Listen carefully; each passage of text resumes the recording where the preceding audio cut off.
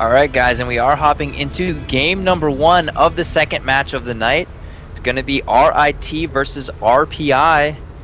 Spawning here in the top right, representing RIT, is going to be our Pink Zerg Disco. And he's going to be going up against our Terran player spawning in the bottom left.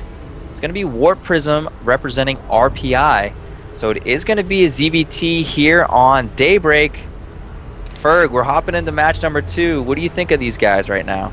Man, you know what? I'm pretty excited because I'm a Zerg fanboy, and there's nothing better than beating up a Terran player named after a Protoss unit, because it's like beating both races at the same time. It actually makes me feel pretty good, man. Yeah, definitely. So if you're just tuning in, this is game 2 of week 2, day 2, lots of 2s, of the Azubu Collegiate Champions. Of course, yesterday we had some great matches between University of Chicago and I believe University British Columbia, some other teams as well. I don't have them handy, so go check them out because some pretty good teams, some pretty good games yesterday. Of course, we'll be broadcasting the next 2 days, actually maybe not the next 2 days, but we have League of Legends also on Wednesdays and Thursdays, maybe canceled for the holidays, but every week you can tune in and get a double dose of 2 StarCraft nights and 2 League of Legends nights as we get here in the Azubu Collegiate Champions. Yeah, definitely. And let's talk a little bit about the teams because we haven't really talked too much about them. RIT, the Rochester Institute of Technology, of course, definitely a pretty solid team. They're confident coming into this season. They have a pretty strong roster consisting of just mostly Master Leaguers, and their entire roster is actually pretty much freshmen at this point. All of their starters for this week are Zerg, except for one of their players in the 2v2. So all of their starters were Zerg players, and it leads to a pretty interesting dynamic. They said that it actually, it makes them predictable in the sense that you're basically going to get a Zerg player, but when they do practice, they're able to talk about each matchup in such detail, so it actually helps them practice quite a bit. So you can expect these guys to have similar playstyles and responses in each matchup. And just leading to an overall interesting team dynamic, I feel like. Yeah, and really interesting Warp Prism right now. I wanted to point this out. He's building an engineering bay in the natural, definitely keeping Zerg on one base. The spawning pool is just now finishing, and he's going to take forever killing this engineering bay. It has almost 700 hit points. Yeah. But really quick about RPI, Renaissance Polytechnic University, big fans of them. Actually, longtime CSL expert Jensu Latour, who's actually a caster last year, is from RPI, and he definitely is having a helping hand coaching these guys. Unfortunately, didn't get back to me in time to let me know what's going on with their team, but I can speak that this Canadian team, I think, wait, no, they're not Canadian, they're from Boston. I don't know, they have a French name, so I'm going to take a little hint from McDonald's. Sasakajem. These guys are pretty darn good. It should be a very interesting match right now. Yeah, definitely. RIT wasn't feeling too worried coming into this matchup. I asked them, and they said they didn't really do anything in particular to practice, and they actually ended up RIT. Like I said, their entire roster is pretty much different this year. A lot of freshmen coming in, so they're gonna have to prove their worth and see if there's their former collegiate buff. Yeah, it definitely looks like we're having some audio issues here from Chris. But yeah, it looks like a push in here by RIT Disco. Love that name, at the Disco. And he's going to be able to defend it right now. This is a very well-placed bunker, able to chase out these guys and get his natural setup very safely. Looks like Warp Prism is now going to get that second orbital command, and he's way ahead economically. RIT Disco is just far behind. He's 3 harvesters behind, and really he's relying on Lings right now. He's actually going all in. It looks like Banelings are on the way. Zerglings only. There's no drones in production right now. He'll not really be able to get a lot of units here and macro out on this second hatchery. So he's going to really rely on these Banelings. Looks like we have 5 in production. I don't know. Chris, are you back yet? Yeah, well, hopefully I am, and we do see some Banelings morphing in at the Watchtower. He does have 5 Banelings right now, and more Zerglings are going to reinforce. Let's take a look at Warp Prism's defenses here. He actually has the bunker out in the front, not protected by the supply depot, but he does see what's going on. He throws down an additional bunker in the back. And he's trying to get in here. The Banelings go directly, and actually, oh my god, they kill so many units right there. The Zerglings are actually having a field day. The rest of the Marines of War Prism are stuck up here at the main, but they'll be able to move out and actually clean up these Zerglings pretty darn easily. It looks like that's not going to be too big of a loss there for War Prism. And it looks like War Prism throwing down a barracks here to further defend this natural. RIT Disco is starting to focus back on the macro, building a ton of drones. Taking a look at the drone count, he is 6 ahead. He has 5 more in production, so he has effectively caught up in macro, but he really threw away a lot of larvae there, and hopefully he comes out ahead in this economy war. It looks like War Prism's natural is a little bit awkward right now. It's not quite set up ideally. He's forced to build this barracks in a very vulnerable position. He's not going to be able to put a tech lab too easily on there. And we'll see how this transitions from here. It looks like War Prism is scouting out this third right now at the perfect time as RIT Disco is throwing down a third. So he will be in the know. Going into the mid-game, we'll see how both players choose to tech. It looks like double Evo chambers coming out and a lair at the same time for RIT Disco.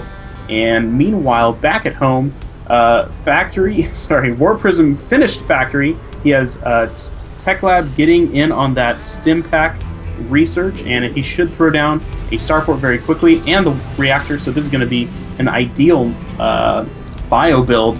And RIT Disco is going to be the onus on him for trying to hold this off. Of course, he is getting a lot of Zerglings. He has the Baneling nest completed. He has double upgrades on the way. He's falling a little bit behind in the Harvester count, and by that I mean he's about even, but facing against Mules, he's going to be behind in that mineral production. He's going to have to rely on this third base to stay even with the 2-base Terran player. And War Prism is really starting to focus on those upgrades and macro. He's going to have a pretty nice time as Disco is really just dancing around the map with these Speedlings. They do not have any upgrades right now. They're going to run into this Marine force. They're going to get a pretty decent surround on, but the Marines are in a pretty good position. I think they will be finally cleaned up, but a lot of Lings die at the same time, unfortunately, losing them right there. All right, Berg, I'm going to give it attempt number 3 here. I'm not sure what's going on. But internet is just cutting out just a bit, but let's get back into this game here. Infestation Pit is about halfway done, and it looks like Disco's worker count, he is continuing to drone, and he's doing okay. Third base has just started up here. If he gets that saturated and gets some infestors out, he's going to be in a fine position here. War Prism definitely not too ahead by any means here. Yeah. And the upgrades for War Prism are actually pretty solid here, but we do see 1-1 coming down for Disco as well. So both these guys lining up for a pretty solid game, and a third base coming down for War Prism. Yeah, and I think RIT Disco is actually doing some pretty smart stuff. He's starting that creep spread. He's getting infestors out on the field here as he takes his third. He's really getting a smart economic opening for this kind of position he's in. He's getting a lot of good research, bailing speed. I like that decision making. He's being very decisive in what he wants out of this game. And RIT Disco is going to be in pretty good shape here for this tank marine push with medevacs coming out of War Prism, as I think he's going to try to set up his third and push at the same time. We do see a medevac drop coming in from Warp Prism. Disco Spore Crawler is just barely not going to finish, so the drop is going to start here. Lings are quick to react, and the Spore Crawler does finish, so the medevac won't be able to fly too much further into the base. He can kind of sneak behind the mineral line here, and nope, he's just going to hang out and be content with chilling right there. Yeah, unfortunately that drop didn't get all the Marines down, and only 3 died. He's going to try dropping right now in the back of the minerals, and he should have some success there, but the Lings come swarming to defend. This is going to be a very slow death for these Marines, but a very well-handled drop by Disco as he continues macroing up on this third base, and he's getting that 6 gas now completing. Meanwhile, War Prism has really not tried to move for this third base. He's finishing his orbital command now, and I wouldn't be surprised to see him try to push while he gets that third base set up. Of course, there are a lot of Lings on the field, the ability to turn into Banelings, and he should be able to get a lot of infested Terrans as well, though he is very low on gas as he just builds 6 infestors. That's what I was trying to say. And this is going to come down to how well he can use his infestors to hold off this push. and I think he's going to do fine. This is a pretty low unit count for Warp Prism, though a very smart scan right there and taking out a lot of these creep tumors. Yeah, Warp Prism is going to swing back in with into the main. Just 2 Marines picking away at drones in the main bay. And it looks like this push is getting in here. A very nice stim and coming out of this opportunity. Warp Prism. And he's pushing in here. This base looks pretty dead. Yeah, this base, his army is way out of position. He's going to be able to flank, but he may very well lose the hatchery. It's already down to half health, though the Lings are getting a very good surround here on the siege tanks. Fungal's coming out, but it looks, oh no, running the unfortunate infestors there into the army, and the hatchery does fall. Yeah, so Warp Prism able to take out that 3rd hatchery. He does lose quite a bit in the process. The problem is his 3rd base is now up and running so solidly. He's already establishing defenses in a turret and a bunker. So he's going to get a good SimCity established at that 3rd base. One thing that is going well for Disco is he did just finish up 2-2 for his melee, so his Zerglings are going to be very strong. The bio of Warp Prism is only at 1-1, so that is a huge advantage right now. If he's able to get a good surround off with those Lings and get a good fungal with the infestors, that army could evaporate very quickly. Yeah, it's going to come down to, can Disco get that perfect engagement? He was definitely not ready for the attack that Warp Prism did into his 3rd. You can see he's still reeling his knot, set up his 3rd. He's trying to set it up in a very awkward position right now, but Warp Prism is actually pushing directly into it with this entire army. It's pretty unfortunate. He's going to lose this 3rd without even having a fighting chance, losing the drone in the process, luckily canceling it, but he's pretty far behind. It looks like he's going all in right now, building only Zerglings, going straight to Hive for 2-2 melee upgrades, using Burrow and Banelings. I think he is definitely on the back foot. He's about 30-40 supply behind right now, still trying to get his hatchery up at the 3rd, but it's an uphill fight from there, as Warp Prism totally has a nice defense here at his 3rd base. He's setting up the double gas, but he has a nice bunker here in the back. Yeah, I mean, at this point, Warp Prism at a solid 160 supply. Hive is halfway done for Disco. The problem is he doesn't have the economy to support any Hive tech, so he needs to really get something done with these Lings and Banelings. And here we go. He's actually going to get a pretty good surround on these tanks and Marines, but the Marines do squeeze into that little area right there, and they're going to be able to trade pretty effectively with the Banelings. So much damage. Doing a lot of damage, and the Infestors were actually nowhere in sight during that attack, only now getting in to clean up the medevacs, which will be a nice bonus right now, but the Marines are still doing just fine cleaning up the infested Terrans, and all of these medevacs are going to be relatively unscathed. They'll be able to be repaired back up to fighting shape, and I think RIT Disco did not have enough to clean up that attack, and he's still really behind economically, as his 3rd is just not in proper shape right now, especially compared to Warp Prism's economy, setting up a 4th command center there at the 3rd. Yeah, RIT Disco is in some rough shape right now. He does start up 3-3, and he is getting his 3rd base saturated once again. He has a nice pack of Lings and Infestors. His best hope right now is to catch a large chunk of Warp Prism's army. Oh my gosh, and he does that right now, catching a double drop here in the north part of the map. Going to be cleaning this up very, very efficiently, as he cleans up the medevacs and the drop with only losing a handful of Lings. That's exactly the kind of stuff he needs, though there is a drop here in the 3rd, which also gets cleaned up. RIT Disco being very, very reactive to this attack, and he is actually putting down a 4th as well. This is exactly the kind of gameplay he needs. If he manages to catch this drop here in his other 4th base, he can continue pulling ahead. Of course, his Infestors are now totally undefended. Single Marines running up here just to do damage, and they're going to be caught by a bunch of Lings, but you got to be careful because there are solid siege tanks, and if he runs too far ahead, he will lose a handful of those Lings at almost no cost to Warp Prism.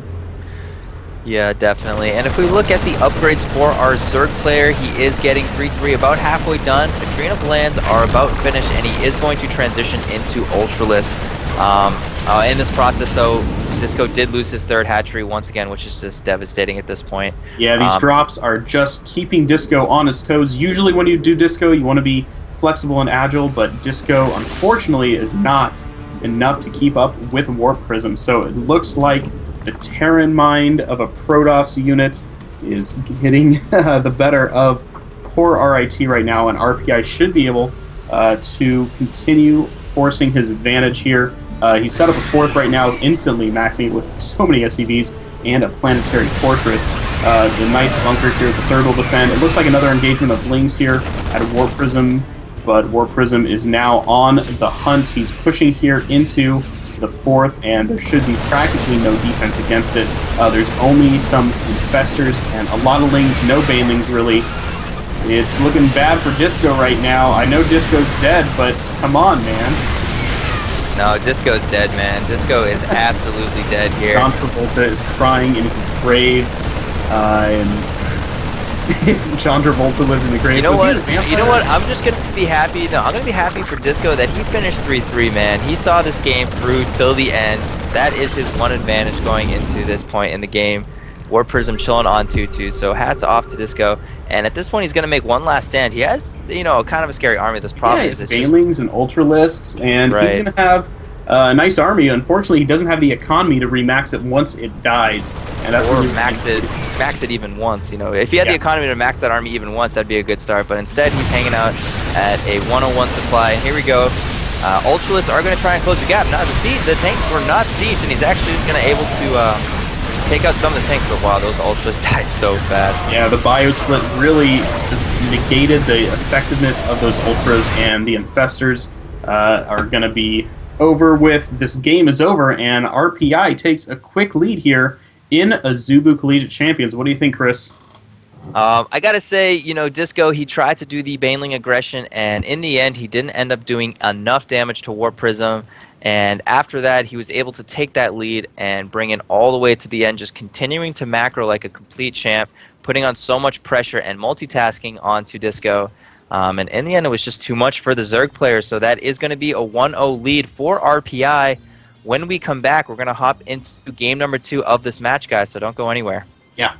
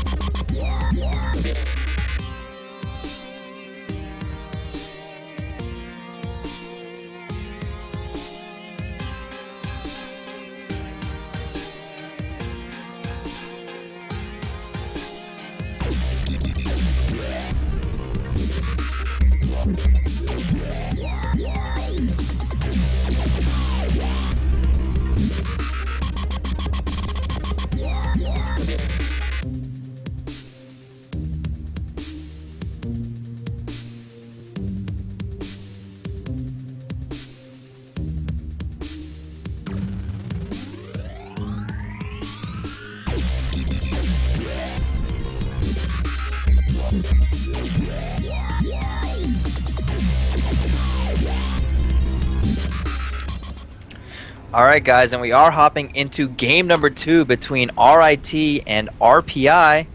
RPI was able to grab that first game on Daybreak, and now we are hopping into game number 2. Spawning here in the top position is going to be our Green Terran player Echo, playing for RPI, and spawning in the bottom position is going to be our Zerg player, RIT's Dead Hobo. And that is, I'm sorry, that's just a depressing name. I feel like that's a depressing name. I feel sad. Yeah, a little sad. And Ferg, take it away. What do you feel about this game right now? You know what? I'm pretty excited. This is going to be a pretty close match. I know Jay Echo, I believe, is a very well-known player. I've seen him play in the CSL before. Of course, if you're just tuning in, this is the Azubu Collegiate Champions Week 2, Day 2, featuring Renaissance Polytechnical Institute against Rochester Institute of Technology. Both of these are institutes of technology. Azubu, of course, is a very good sponsor of esports. They have 2 LoL teams in the form of Azubu Frost and Azubu Blaze, and they additionally sponsor StarCraft 2 player Violet. who I just love and adore. So they are very good, throwing us into the CSL competition between 318 universities and over 600 teams. Some pretty good stuff here. As we go into the game, and actually, Chris, I have a special plug today I want to give out right now. If you are watching the screen of Daniel, our streamer. He does an excellent job. He gets almost zero respect because you don't hear his voice, but you know what? You're watching everything. He's doing the observing. He's doing all of the graphics and overlays and stuff. Tim, of course, Shindigs is also managing the commercials and graphics, but these two guys are the unsung heroes of today, so a huge shout out to those two. Love you guys. You are absolutely right. Daniel gets no respect. That was a fun way to put it. Sorry, no, Dan. he gets so much respect. We love the guy so much, so a big shout out to him. And we do have a TVZ here on Metropolis cross-spawn, so that means, you know, just macro is likely what we're going to see here. It looks like Echo is going to open up one Rax expand, nice and standard, and we do see Hatch first coming down for our Zerg player. And yeah, I'm just excited to see if RIT can tie this thing up. I mean, again, we were talking about how they're all Zerg players, and you have to imagine pretty happy about a ZBT on Metropolis split map scenario, although if Terran turtles up properly, it can also be really tough to deal with. Yeah, and that's exactly what we saw earlier today in the game 1 today, Cornell versus Carleton. The Terran player just went pretty heavy turtle and got a lot of mech out, got a lot of very mobile Hellion units, and really abused the Protoss for not being able to defend all of the angles as they were trying to expand so quickly. And that final mech push was actually pretty scary. We'll see if Echo is able to emulate that kind of style right now. It looks like he is focusing heavy on Econ as well, throwing down a third command center oh so quickly, but at the same time, Dead Hobo is not being no slouch. He's getting out quite a number of queens and a lot of drones as well. Getting actually a ton of gas here, throwing down his first gas here on the low ground of his natural. Yeah, very quick geysers, throwing them down around 430. So again, not a unstandard gas timing, but you know, definitely one of the earlier timings for our Zerg player. So it looks like he doesn't want to grab a super quick third, instead wants to put on some sort of pressure or at least get map presence with his speedlings. Echo doesn't seem like he will be too concerned with that at all. He has his two geysers, has his third command center, still just hanging out on one Rax, just now starting his bunker, and we do see that Roach Horn come down for Dead Hobo very quickly. And I really like that he has both double gas on the low ground. It can lead to some misconceptions. If you scout with an SCV, if you get some Hellions in there maybe to do some scouting, it can lead to you believing there's 4 gas down. Yeah, and it's kind of interesting. I mean, this is definitely a mind game scenario, because he is in fact, you know, utilizing that gas very quickly and doing heavy pressure. So I guess Echo could swing in with those Hellions and think that he has all 4 geysers and is quickly taking up to Mutalisks or something like that. I'm not really sure what the mind games are, but I mean, you know, despite the fact that you know, he has the 2 geysers on the low ground and only 2 geysers, he is going to be doing heavy Roach aggression. We do see 8 in production right now. Berg, how are you feeling about this on such a long map?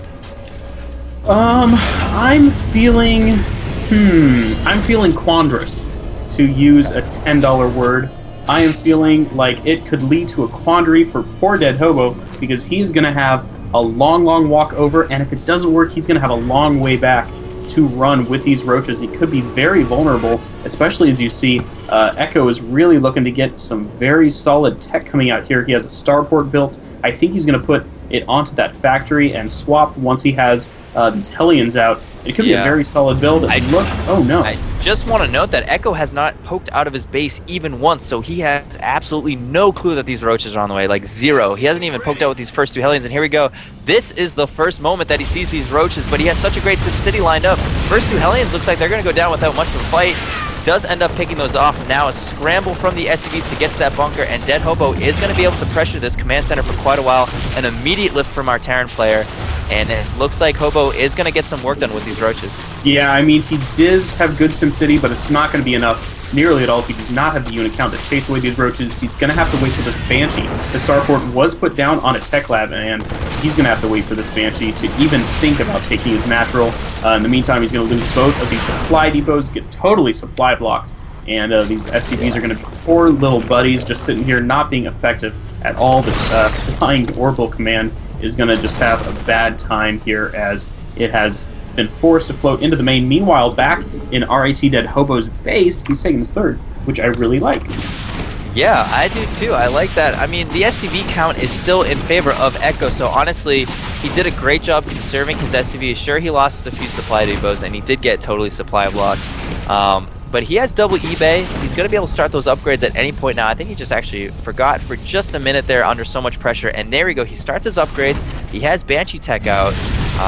Siege Tank production, or excuse me, Hellion production. 3 CCs, being finished for a while. I think that Echo dealt with that pressure once again very nicely. And Dead Hobo, he has a little bit of a deficit here. Yeah, and hold that thought, because Echo was actually moving with all 4 Hellions to do some drone harass, but he forgot about it and actually lost 2 Hellions almost immediately to the Roaches running back to base, and the last 2 did poke into the third to see, but they did not kill anything, and they are back on their way home with absolutely 0 kills in their name. Unfortunately, they had a big opportunity to kill a lot because there was almost no defense here, just 1 queen in the natural of Echo and of the Dead Hobo. And they did not. Of the Dead Hobo. Yeah, of the Dead Hobo. Really, just not a pleasant name to say. I mean, I'm sure that he's a great kid and all, but that's just not the most fun name to say. Just the imagery is not my favorite. We do see the third base for Echo floating now, so he is going to be able to get that in just a minute here. He's at 45 SCVs to the 42 of Dead Hobo, so he's had a hard time catching up in that drone count. Yeah. He is going to finish up that infestation pit. And he is going to finish up his 1-1 upgrades at about the same time as Echo. So in terms of that, they are pretty even. Dead Hobo is not, too far behind by any means. He definitely just needs something to get him back on even footing. Yeah, he needs to focus on getting those drones out and keeping up with the production. You can see that Echo is setting himself up for victory right now, completing a ton of barracks. He has 6 right now. Double engineering base.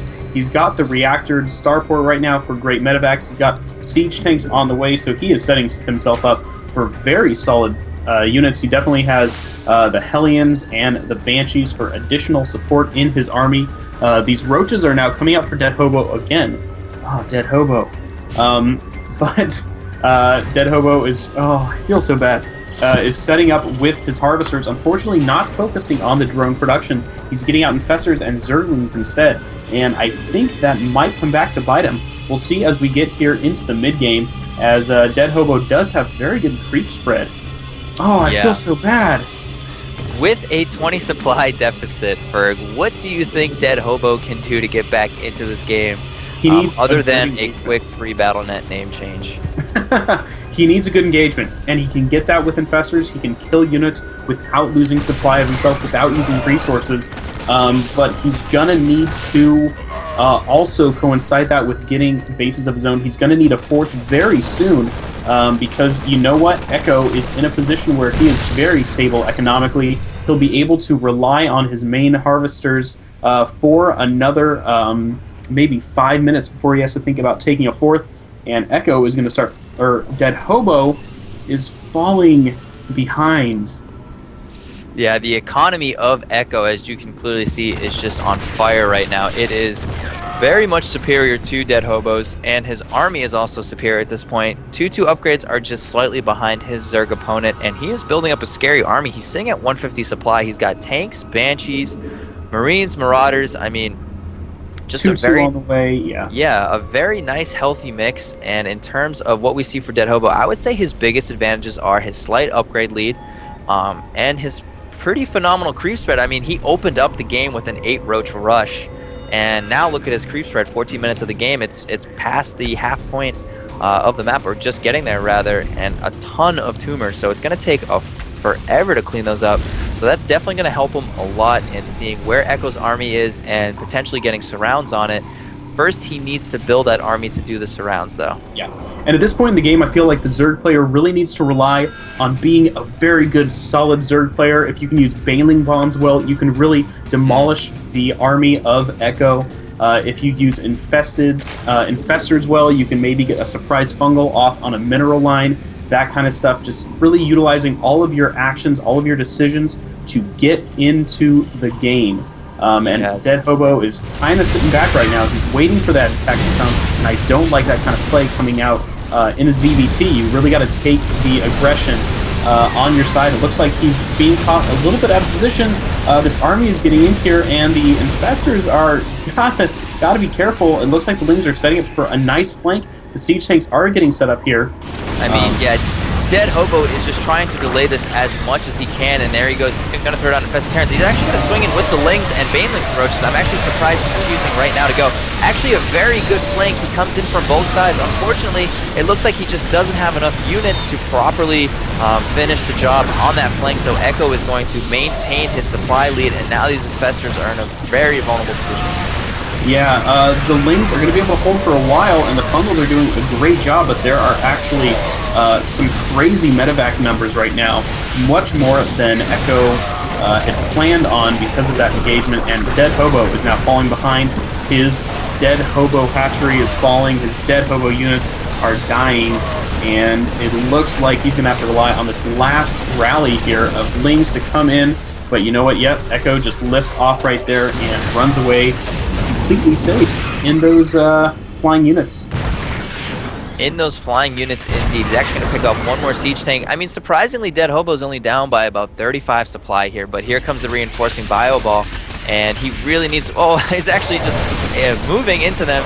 There he goes. He does start stimming and attacking into them. Ultralisk Cavern halfway done, and 9 more Ultralisks are actually coming out for Dead Hobo. I mean... The big problem is the economy, but his army is going to be really, really nice, and he has about 1,000 gas banked up, so if he's going to continue to build up minerals, he has nice mineral count at his third base. Even still, he could get out a good 5 to 6 Ultralisks, and all of a sudden his army is still pretty scary, especially with 3-3. Yeah, he definitely held there.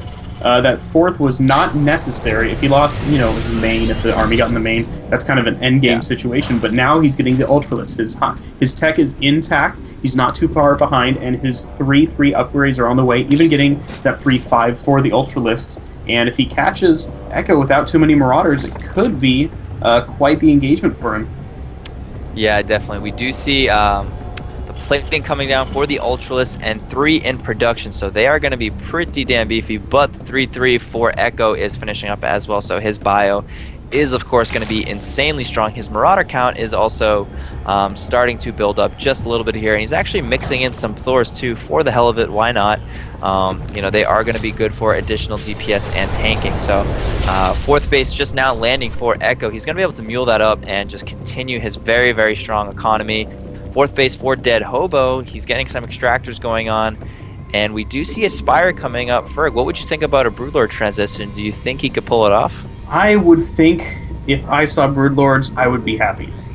Because that's kind of the endgame composition. If you have Infestors and Broodlords, that is the ideal endgame. He has the Infestors. He just needs to survive long enough to get the Broodlords, and I think with its Ultralisk number, I think Dead Hobo has stayed in the game long enough, and now Echo is totally maxed, but he's not putting any aggression onto the entire Zerg side of the map.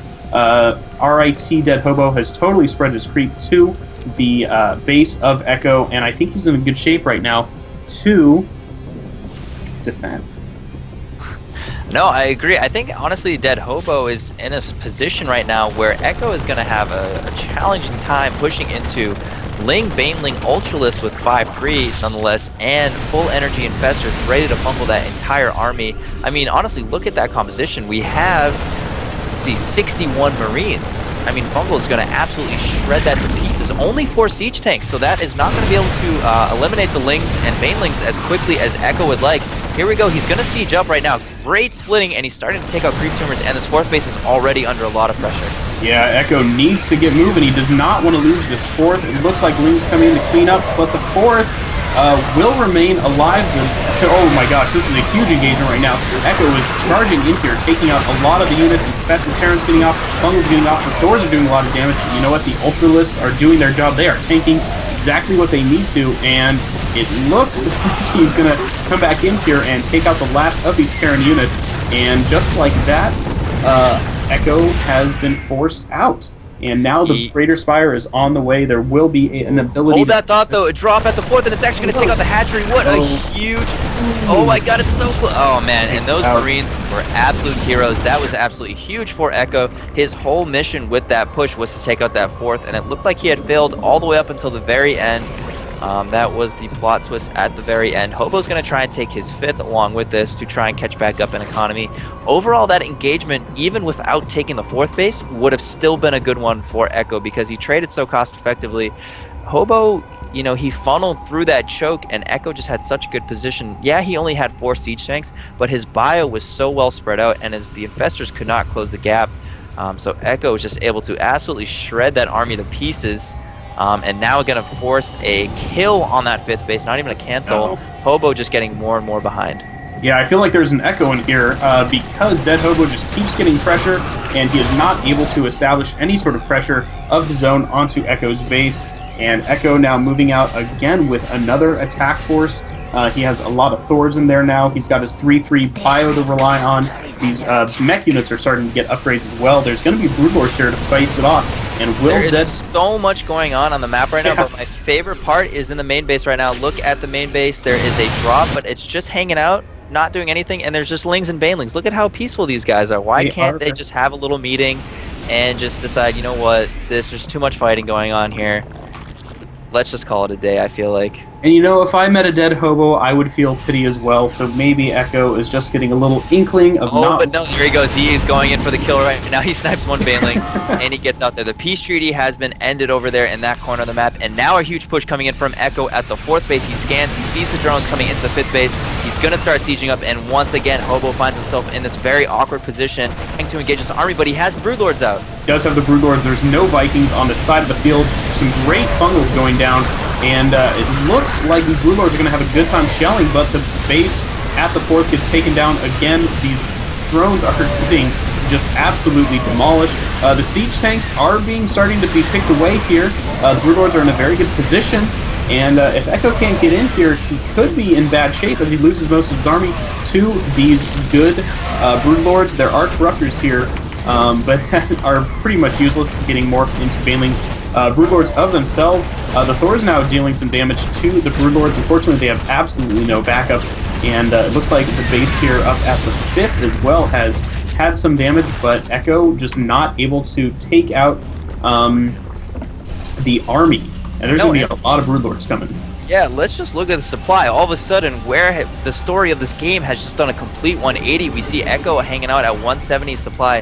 The thing is, his economy is still booming behind all of this, so he is going to make a mass air transition. It looks like already starting Ravens, Hunter Seeker missiles, Corvid reactor. I mean, when do you ever see that upgrade? Jeez. I mean, he is going absolutely insane. Going to transition fully into air, and he has the gas to do it. So he is going to be able to make that transition economically, no problem.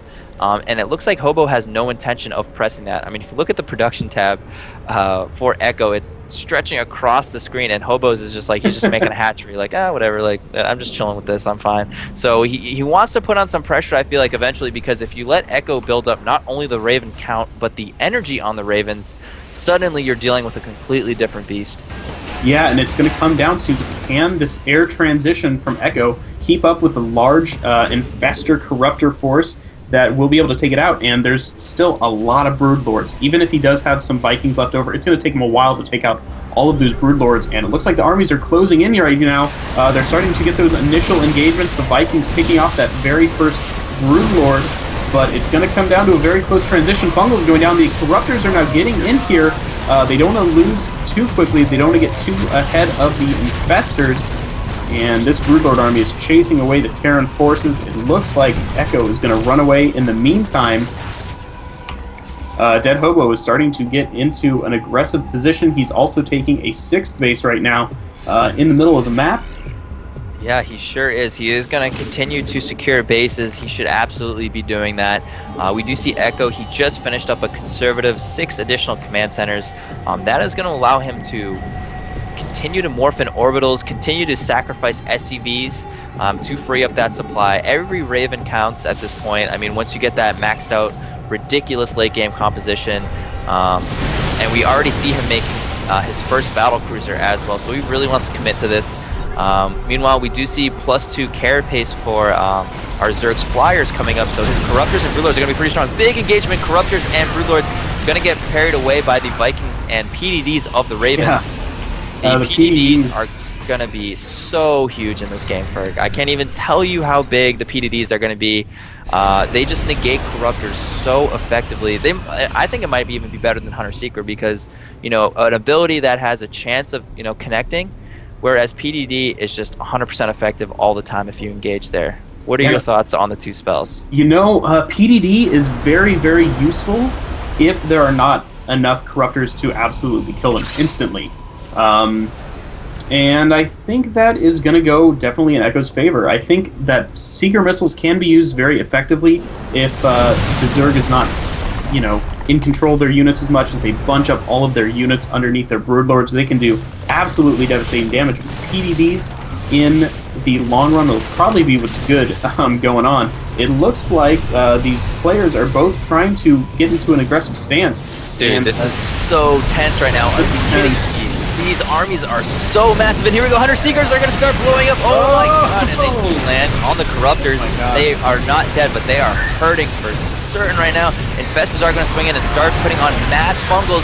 He has to commit. Hobo is going for it right now, and he is actually doing a pretty good job cleaning up this army. Yeah, the battle crews are getting in here. They're just doing some tanking. There's a lot of infested Terrans that are on the ground right now. They'll be able to pick off this giant force, and I think that Echo is going to have to run away, and indeed these Broodlords have been largely undamaged as they continue chasing the army away. These Vikings are starting to re-rally. The infest. Are you kidding me right now? Look at all of these Vikings right now swinging in and out. They are reinforcing at a rapid rate. Look at this production tab for Echo. It is absolutely insane. 3 Thors, 2 Vikings, 3 Marauders, 10 Marines, 2 BCs, and 2 Ravens all at the same time. His economy and production is absolutely insane right now. Hobo is going to have a hell of a time trying to keep up, but he is doing a great job. 3 Broodlords morphing in and 13 Corruptors. He wants to keep that Corruptor count very high. One thing to note, though, he has 10 Infestors out with this army, and the energy is starting to get dangerously low. Yeah, the only thing I can really see right now is that Dead Hobo is a little bit low on the Vespene gas. He needs to maintain that consistent pressure. He did lose that sixth base here in the middle of the map. He needs to retake that, find a way to keep his gas production up to speed, because you know what? Echo has a lot of gas, and he'll be able to really rely on that as the game continues. Hey, did you just see that? Echo is scanning, and he just threw down 3 mules on top of Dead Hobo's army. I'm not sure what the purpose of that was.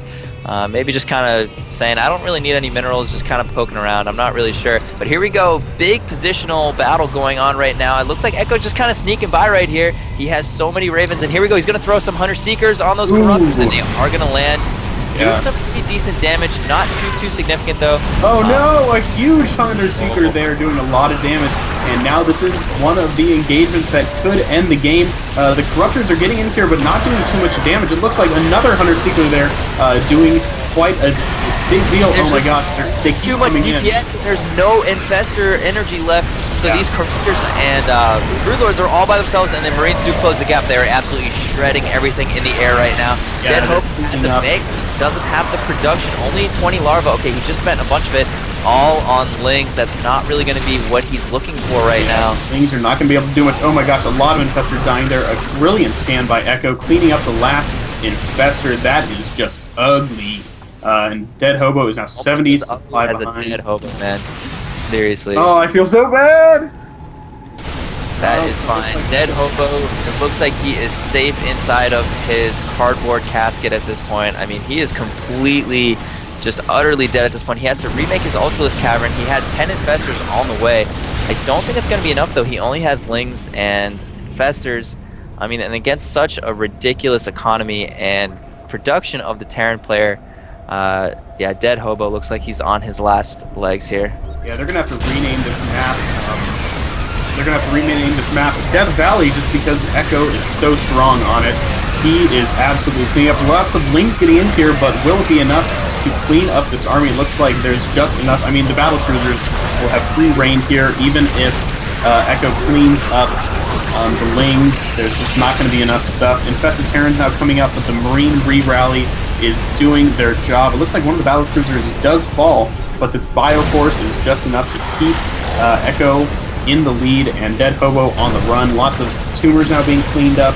It looks like Echo is now kneeling up here at fifth base. Yeah, no, I gotta say, it was It was quite the game, though. Dead Hobo, and there it is. He does end up tapping out. And I have to say, what a phenomenal game coming out from both players. Dead Hobo, you know, he was at a disadvantage for so long, and Echo was playing it nice and safe and macro. Dead Hobo was able to swing things around and get things on his side, but in the end, Echo was able to make an awesome transition and just pull out the win with some awesome endgame battles there. Yeah, I definitely think Dead Hobo had a chance there when he had all of those Broodlords. He really didn't push. He didn't try to put aggression on the Terran player. He didn't try to take out that gas production, which is oh so important. And it came back to bite him as the game lasted longer and longer. That is right. So it is going to be 2-0 in favor of RPI. When we come back, guys, we are going to hop into game number 3. This is the Azubu Collegiate Champions. Once again, thank you to Azubu for such an awesome league. And when we come back, game number 3, guys, don't go anywhere. We'll be right back.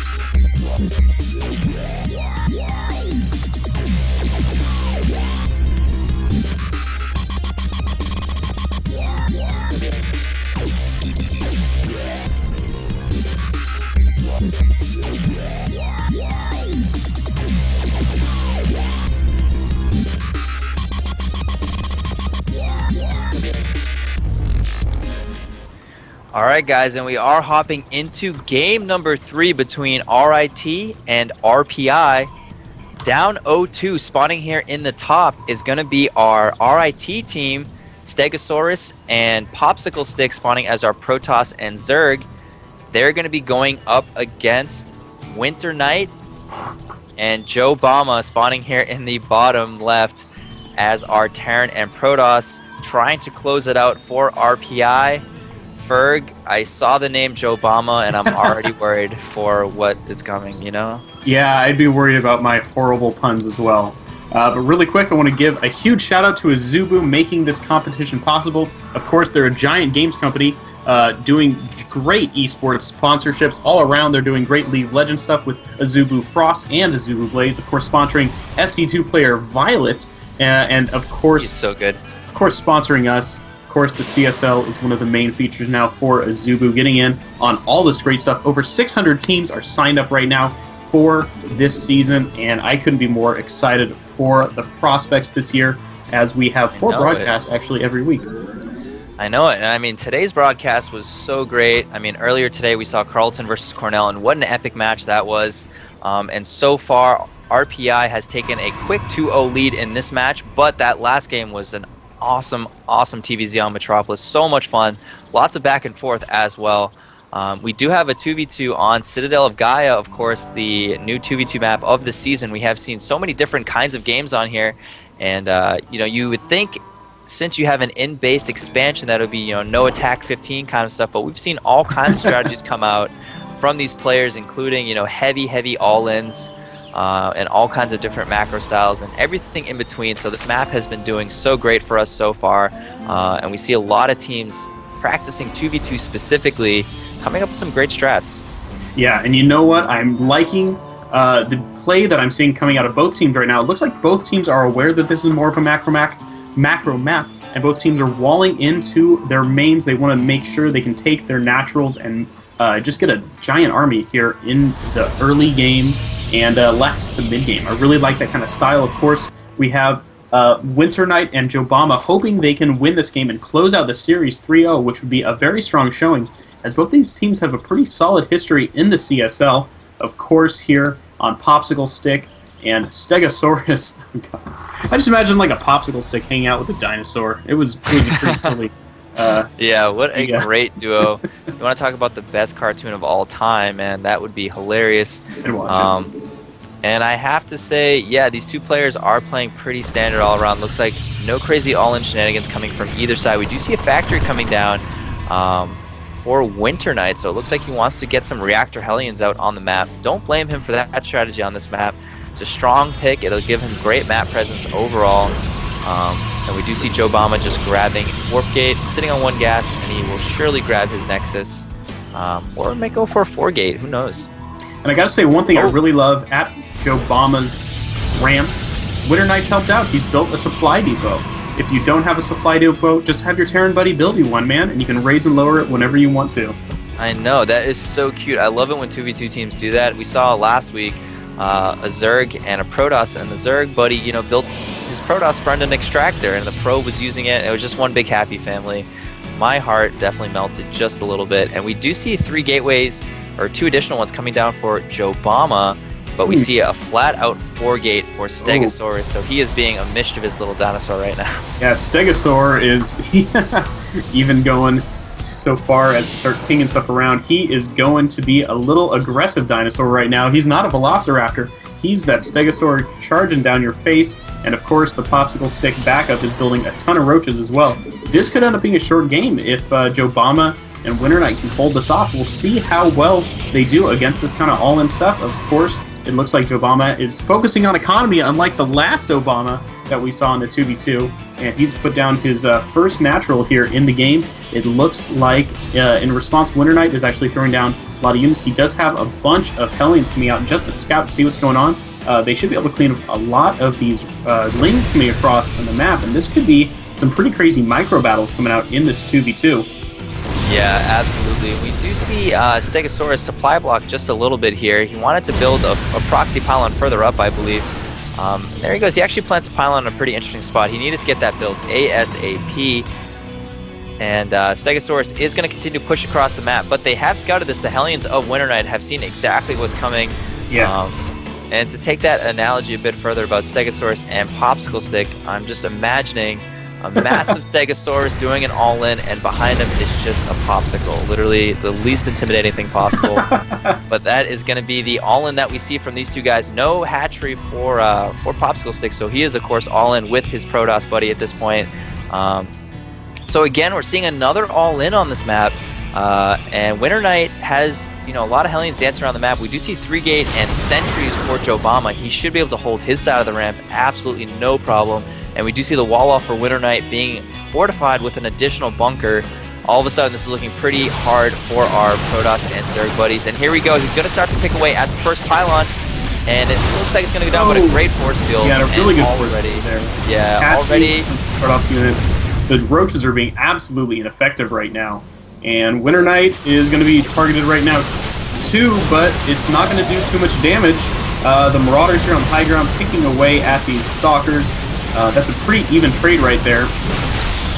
Bunker does go down, but this is kind of getting hard. The Roaches are getting up into the main, and that's exactly what they need to do. They're starting to pick away at these units. They will focus down on the Tech Lab researching Stim Pack. I think it's going to go down. Stim is gone right now, and that's going to keep Winter Knight very far behind. You know, there's an Immortal right now coming. Their Zealots are taking expertly on these Roaches, and that is a pretty big swing. Jobama is in great shape right now, and all they lost was Stim. This is not looking good, Jobama. I feel like Jobama has a great opportunity to talk smack. I mean, his name is Jobama after all, but it looks like he is going to stay well-mannered. He ended up getting Immortals against a Stalker Roach, you know, all in basically. I mean, Immortal Sentry is just the perfect composition you want for that. And with such narrow ramps, he was able to keep force fields up, isolate chunks of that army, and just go to work. The Immortals have a nice amount of kills each, 3 and 1. Well, I guess that's not that much, but they did a lot of damage, no doubt. And now, and now they're just in such a strong position. It looks like Stegosaurus is kind of just going to grab a robotic, so he is going to tech a little bit. These guys are not going to tap out just yet. I mean, this is their CSL match on the line right here, so they're going to stick it out and try and make a comeback here. Yeah, and it looks like Popsicle Stick is only now expanding. Meanwhile, Winter Knight has his natural being set up, and here comes the push from Jobama. He is pretty deadly right now. In fact, he will start throwing insults at Yo Mama because he is in a very dominating position right now, and it looks like Stegosaurus and Popsicle Stick are going to be able to hold it off. Unfortunately, Popsicle Stick is not going to be in too great of a shape with his larva production. He's just going to have a handful of roaches and lings, and Stegosaurus has a lot of zealots, which are going to be pretty big fodder for this kind of high DPS army that's coming their way. Yeah, I just imagine Joe Obama making a Yo Mama insult, and then somebody asking him, "Excuse me, what's your name?" And he has to say, "Well, it's Joe Obama," and then there's just that kind of that awkward silence. But anyway, we do see these two armies about to clash here, and the Zealots are going to be good against the Marauders and Immortals, but there are so many Hellions as well. And these force shields are brilliant. Look at that, completely walling off these Zealots, outranging the Roaches. The Immortals are doing a ton of damage right now. Stegosaur did have one Immortal there, but it dies almost instantly. Now the Immortals are going to work on the Roaches. Warpins just not able to get set up. There's a ton of bio left. The Sentries are coming back. They'll be able to throw down some more excellent force fields right now and just zoning out these Roaches. The Marauders are doing so much damage to this Zerg army, and the last Roach falls for Popsicle Stick, and I think that's going to be about game. And good games are called out, and that is going to be a 3-0 for Rensselaer Polytechnic Institute. My God, that ending was so great, and Joe Obama, you know, he didn't even have to say anything. That donut on those Zealots was the diss. That was the diss, as far as I'm concerned, Ferg. Yeah, and that was a really good match. This is the Azubu Collegiate Champions. We will be back to wrap up today's matches, so stay tuned.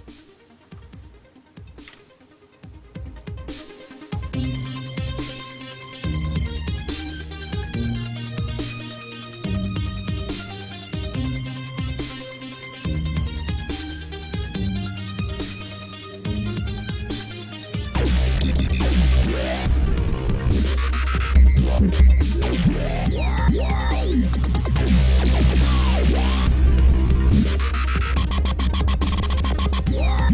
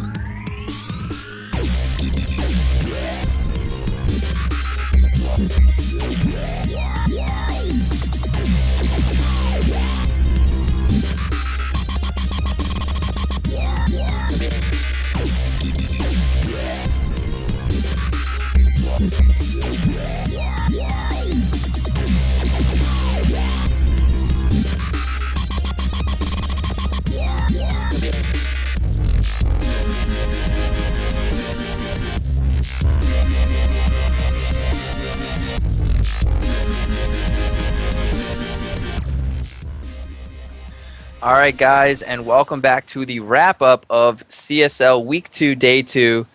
We had two great matches today, the first being Carleton versus Cornell, and Cornell was able to take that in the ace match 3-2.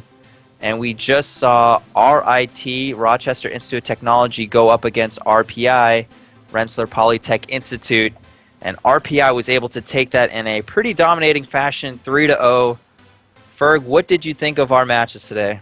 You know what? I had a really good time. I think I made enough presidential jokes to last me until the next election cycle in 2016. Go Ron Paul. And I think I'm more excited to see the rest of this stuff. These guys have been hosting. It's only week 2. We still have quite a number of weeks left in the CSL Collegiate Champions with Azubu. I'm excited to see what comes out of these last couple weeks as we go towards the playoffs. I know the CSL has been moving at such a fast pace this year, and things are just going to continue to pick up. What do we got going on for the rest of the week for Azubu Collegiate Champions, Ferg? We do have League of Legends tomorrow at 5 p.m. PST. You can, of course, tune in at www.twitch.tv/ oh, Jesus Christ, why did I close that window? Collegiate LOL. That's where you want to go. Twitch.tv/Collegiate LOL to tune in. I was going to say, that sounds like a pretty long URL. So. Yeah, that's unfortunately what you have to type. Oh, shit, I don't remember what it is. But anyways, this is the Azubu Collegiate Champions wrap-up. Azubu, again, is an international games media company who has been sponsoring esports for global gaming networks for both amateur and professional levels. On the professional level, they sponsor OGN League of Legends and the teams Azubu Frost and Azubu Blaze, and of course the StarCraft 2 Zerg Dominator Violet. Of course, on the developmental levels, they have us, the Collegiate Star League, running Azubu Collegiate Champions with over 318 universities and 600 teams spread out in League of Legends and StarCraft 2. We are in our 5th season here. We run contest tournaments and work with universities to promote LAN events and esports across all of the world. Check us out at www.cstarleague.com for more information. Of course, you can like Azubu on Facebook if you like what they're doing at facebook.com/Azubu Media. You can like us on Facebook, facebook.com/Collegiate Star League. If you go to Azubu.com right now, we have a promotion where if you join the Collegiate Star League group in 2 days on November 22nd, Thanksgiving here in the States, we will be picking 20 people to win Heart of the Swarm beta keys. And finally, I'm AlphaFerg, Ferguson Mitchell. You can follow me on Twitter at AlphaFerg. And you can follow my buddy here, Crowcaster Christopher Messer, at SynicoSC. Of course, you can follow us all at C Star League. And I think that's about it. I'm excited, Chris. Are you excited? I am excited to continue the season. Ferg, as always, the plugging machine never failed to impress me at the end of our cast with just the sheer amount of speed and agility you read through those. That is just impressive. Guys, I want to thank you so much for tuning in. Again, please support our sponsors. Please support us so we can keep doing what we do for you guys and provide this great content. So, again, thank you so much for watching. Tune in to LOL tomorrow and continue to tune in next week. StarCraft 2 starts back up on Monday. Again, I am Chris Messer, along with my co-caster. And I'm AlphaFerg. And once again, thank you guys so much. Take care.